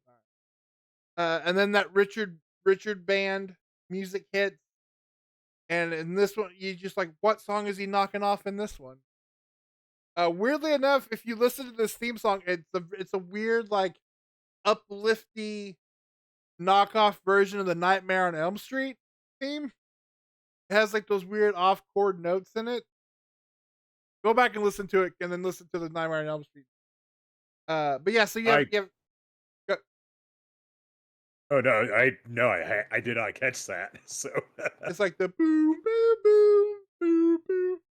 I so yeah, so Count Chocula is the bad guy, and he's fixing fights with the help of his little rat man, who is the butthead actor from Star Trek Deep Space Nine. There's a lot of space TV actors in this movie because also I think the actor who plays the main guy plays Steve Armstrong, him and the rat guy, who again I don't remember the character's name. He has the butthead. They both were on Deep Space Nine, and then the coach uh, is the beautiful. I can't remember the actress's name, but she was on Babylon 5. I remember her yes, as the super sexy Claudia, stripper from The Hidden. yes, Claudia Christian, as who was on for almost the entirety of the run of Babylon 5 as the security officer of Babylon 5, and she is wonderful. She plays Susan Ivanova, and huge Babylon 5 fan. And you get to see, I believe his name is Mark Alamo, who plays Rogor, this crime lord, who's also one of the main characters on Deep Space Nine. So you had two main characters in Deep Space Nine who played one. Mark Alamo played Gold Dukat, and Armin Shimmerman, who played Weasel in this movie, played Quark the Ferengi. So you have some titans of 90s sci-fi television in this absurd movie about aliens punching each other. Yeah. So our It's oh, Go so, ahead. so our main character, Steve, he's a short order cook, and he gets fired because he does what any short order cook working at like in like the restaurant of an arena football game or basketball wherever stadium game is. He gets to punch this guy in the face because he has little dirtball kids who throw food around. So he gets fired, and he because he helped out his little buddy who ends up being like a four-armed Bilbo Baggins. Um,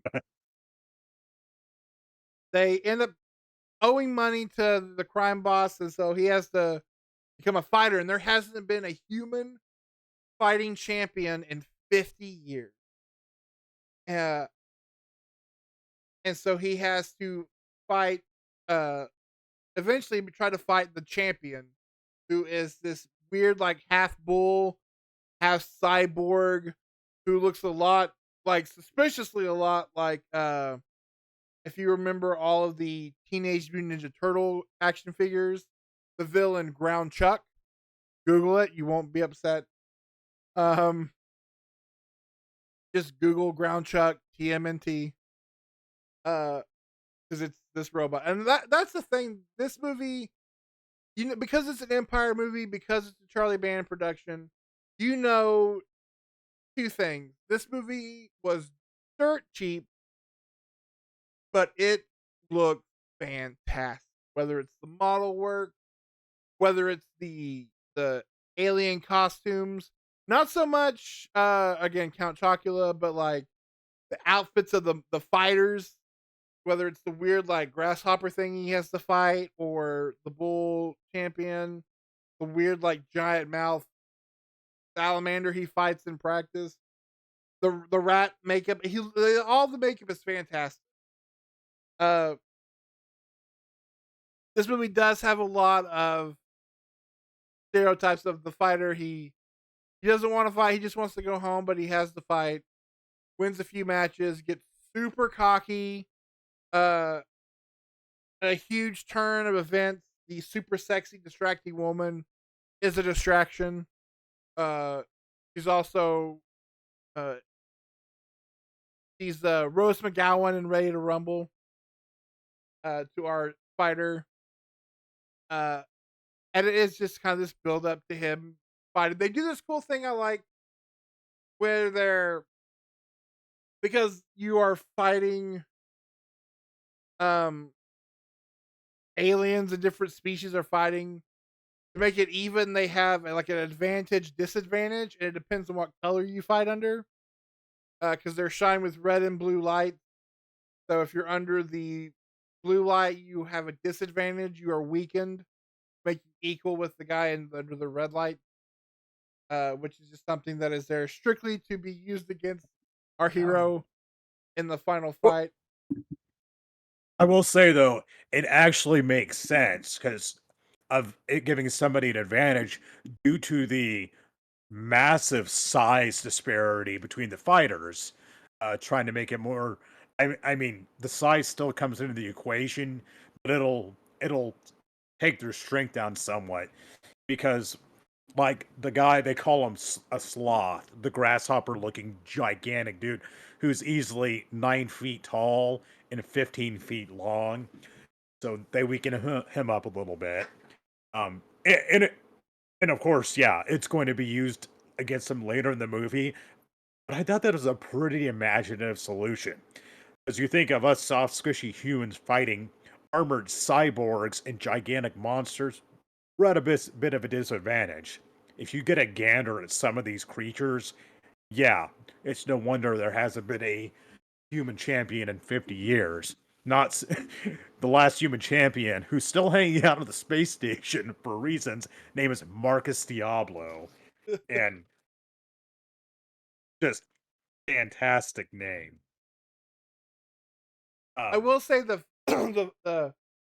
Steve's fighting outfit, which is absolutely wild, and yet uh looks like the most comfortable thing he wears because they everything is this weird like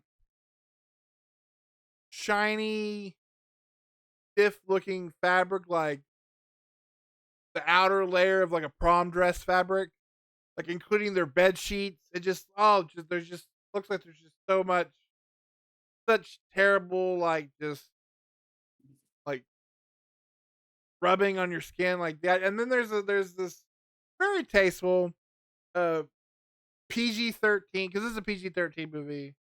yes, Sex scene, even though there was a moment where I was like, are we gonna get some PG-13 1980s boobies in this movie? Uh but again they're having sex on like this weird like Christmas present wrap or bow material. I was just like the friction alone looks so uncomfortable. There's a scene where he goes and wakes up the woman who becomes his trainer, and she's like sleeping in like a cocktail dress. The costumes are wild, but they're great. they are a lot of shimmering gold and silver. But as you mentioned, the man, the mask and the practical effects, they look stellar. I can't believe how well they did on a limited budget and what they had to work with. This space station is basically most Eisley spaceport, but in a space station. It is dangerous. It is grimy. People are fighting each other.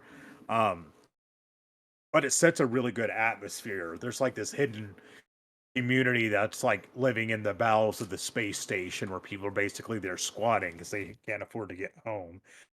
It built some interest. It has some interesting world building of how things operate in the space station and how organized crime uh, is controlled by Rogor, who his name first name's Jim. We have this alien named Jim or Rogor. It's like okay, but I love how there's also random fog in the space station too. Like in one scene, Susan Christian walks out from behind the fog dramatically. And yeah, you mentioned it. Steve Armstrong, who's initially a short order cook, he is horrible at his job. They're they're just calling out orders, and he's just burning shit like crazy and burning himself. And decides to fight this reptile guy.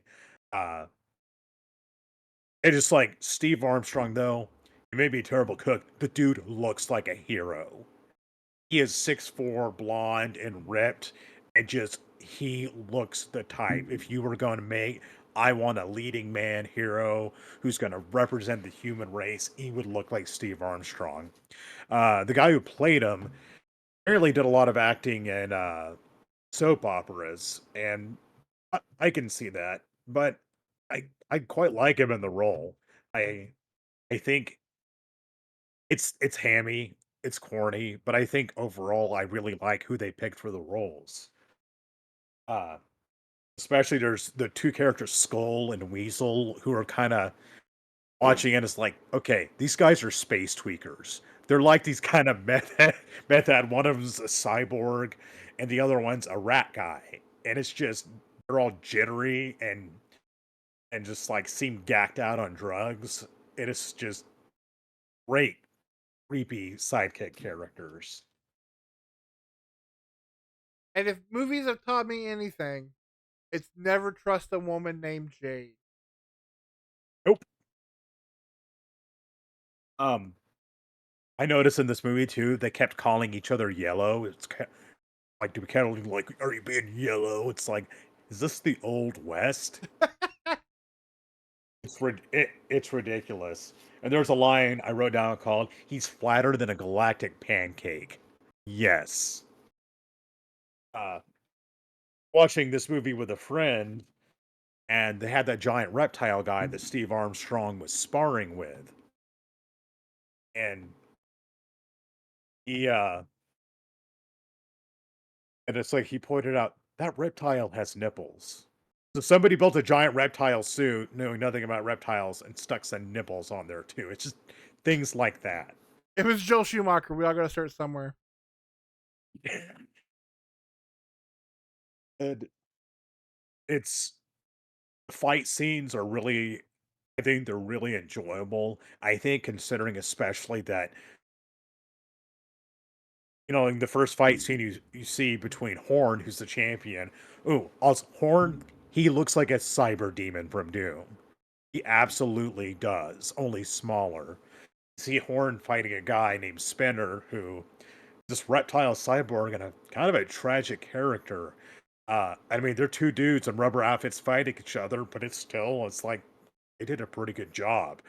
But the fight between Steve Armstrong and Sloth, giant grasshopper creature, that one I think is re- really awesome. And you get the fight between Horn and Steve, and it's a knockdown, drag out war. Uh, Man, I enjoyed this movie a lot. Yeah, it was a blast. Yeah, I was about to mention if you weren't the first fight where it is again, it's Horn who you say Demon from Doom. I'm telling you, Google Teenage Mutant Ninja Turtles Ground Chuck. It is that action figure, 100%. No, I looked it up. You were Uh, completely right. They and ripped then off of that. this other like the sad. It's just like R2D2 with a snake's head inside of it. Who's just like, come, I got one more fight, Mick, just one more. It was an absolute blast. I was shocked that it was over 70 minutes, but it's still it's still a super fun movie. It's just how well done it was, and how much in this era, in the 80s and 90s, they put so much effort in practical effects and imagination. And to me, this is some peak Charles Band producing. The soundtrack is awesome. Except for the Jade, the singer who's seducing him, she is terrible at singing. She has this one like weird techno hologram song that is just bad. Eh. But it's not boring. They did such a good job with the setting, an amazing job with the costumes. I'm a big fan of fighting, and man, we got a alien fighting movie from the '80s, and I hadn't seen it in a long time. It's better than I remember. I love this movie. The best way I can describe it, it's a Gleep Glop Kumite, and it's fantastic. Um, we'll definitely at some point have to do an episode on like the prime time Charles Band era, like the Empire and the first what 10 years of Full Moon. Because I know Full Moon's Yes. still around, but now it's all like Evil Bong and softcore porn movies. But like prime Full Moon was just there's nothing better. So something seemed to change with them in the late '90s. I don't know what it was, but it seems to be after about '98, things really fell apart for them. Not that they didn't have anything good, but 80 from Trancers up into, some of the subspecies movies, there were some absolute gems, and this is one of them. This is one I'll be watching for many years to come. And I must say, there's an exploding head scene, which is awesome. It's very well done. A certain space tweaker's head blows up, and it's fantastic. And that So, I know it's a little person actor in who plays that character, but the whole time I was insanely distracted because it looked like my god, and his name just flew away from me. The actor from Die Hard 2, and he plays Death in the Bill and Ted movies. Is it William Sanderson?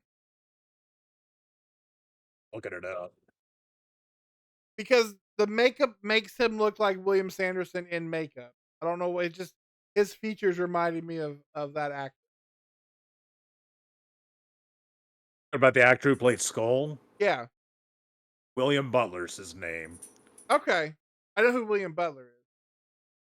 But just in him that particular makeup made him to me look like the actor from who plays Death in Bill and Ted under You're makeup. not. He does. You're not wrong. So I highly recommend it. Now that's a good segue. Uh Talking about a movie like this because we'll go ahead and talk about next month's live. We're coming to it a month late because we already had all this planned, but for some guys who spent most of our teenage years hanging out and watching weird movies we'd find at our video store, a huge chunk of that time was spent unknowingly. I feel like at the time, or getting into movies and stuff, it became more clear how much Roger Corman kind of played a part in our movie going experiences. And sadly, we lost the man. I say sadly, the man was 98 years old. And yet, when the news said that he died, I was like, no way. Like, I was more shocked by that than some other recent deaths where people died very young. Just the idea of Yes. Roger Corman not being with us. And so next month, we're not quite sure what we're doing, but we are going to be talking about some great Roger Corman movies.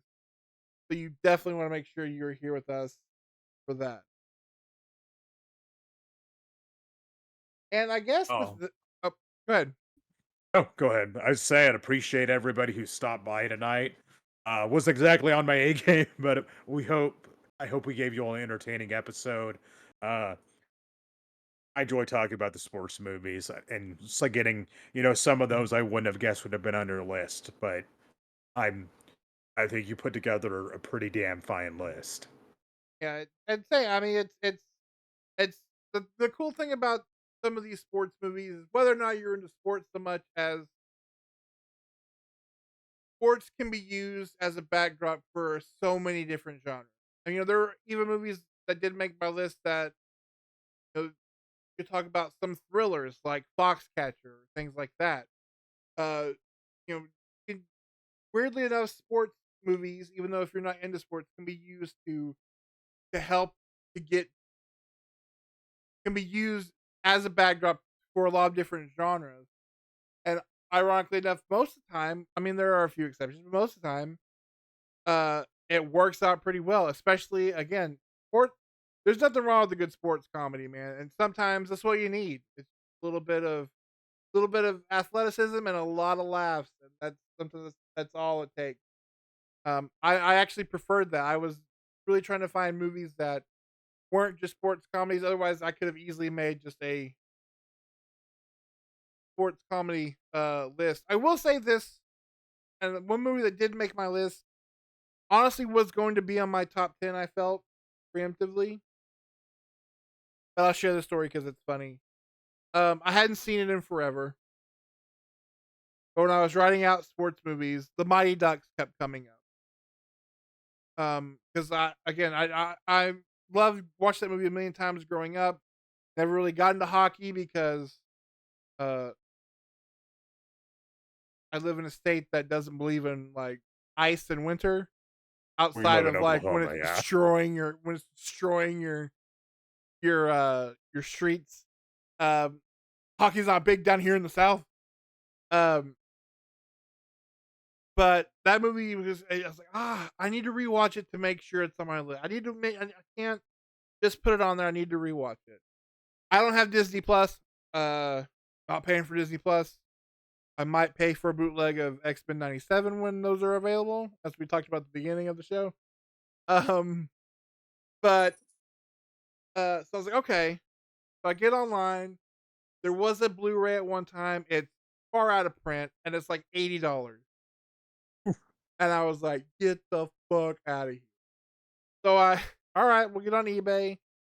I found somebody was selling a DVD copy for $6. And I was like, you got yourself a deal. So I bought it, waited. It finally came in. I opened it up and the case was the Mighty Ducks and the disc inside was D2 the Mighty Ducks. It was the sequel. So but I was like, for $6, whatever, I don't care. But so for I'm sure my sister would be like, where's the Mighty Ducks on your list? Unfortunately it couldn't make the list because of eBay and Disney. Thanks, Disney. Uh, but yeah, so next sports movies. Again, whether you're into sports or not, you can still have fun with them, as we've seen. Honestly, and then there's nothing better than a good sports doc. Um, I definitely want to check out the ones you mentioned, and like I said, those first couple seasons of 30 for 30 are some of the best like sports things you'll watch. I highly recommend the one about SMU and them being basically like nuked from the NCAA football because of sports betting, and then the one about the guy who was like a paper. He like had no. He was a con man who had no money, but he made himself look like he had money, and he used that con artistry to buy the New York Islanders. uh, that's gonna do That's it intriguing. for us for sports. We're sports out. It's time to get back on the bench where we belong. And next week we're going to be talking about Corman, and I'm super pumped. There's one movie in particular that holds a special place in my heart. Uh, we'll share that story next month. But until then, if you're like, no, I need more. Well, good news. Every week, every Sunday, there's a new review up at our YouTube channel, YouTube at the Movie Club Emporium. This week uh, is my review of Strangers Chapter 1, uh, which is a movie that, again, I'm not going to know spoilers, so you got to go check out the video if you want to know my true feelings about it. But it really is. I asked the question: did we need a remake trilogy of a one horror movie, but the entire trilogy is directed by Rennie Harlan, fresh out of director's jail? So if you want to find out the answer to that, you'll have to tune into our YouTube. Next week, next week we'll be talking about Furiosa, and we're gonna try to do that as a joint review. So you'll definitely want to check that out. Again, that is over at our YouTube channel at the Movie Club Emporium. And then, again, I gotta sell you. I gotta sell you. Otherwise, The algorithm doesn't work. So like, subscribe, uh, here, there, TikTok, Facebook. Stay off of Twitter. It's a cesspool. Nobody needs to be there. But otherwise, follow us. Uh, Share us around with your friends. Look at these goofballs talk about sports movies. Um, our episode on Fletch, our episode on Mad Max knockoffs. Uh, I'm slowly putting those lives on on our YouTube channel. There's a playlist for live hangouts. They go up several weeks afterwards. I think I still have to get the Mad Max one listed. This one will go up here in probably 3 weeks or so. So you'll be able to see it there. So there's uh plenty to satiate your needs listening to two old friends talk about movies. And honestly, it's the best part of my month, and I'm happy to do it with you from here and every month Anytime. forward. Sir. All right, Yes. guys. Without further ado, until we see you next time, have a good night. Have a good weekend. Enjoy your Memorial Day. Those of you have a good Oh one. We'll yeah. see you guys later. All right, Later. bye. Bye, pal.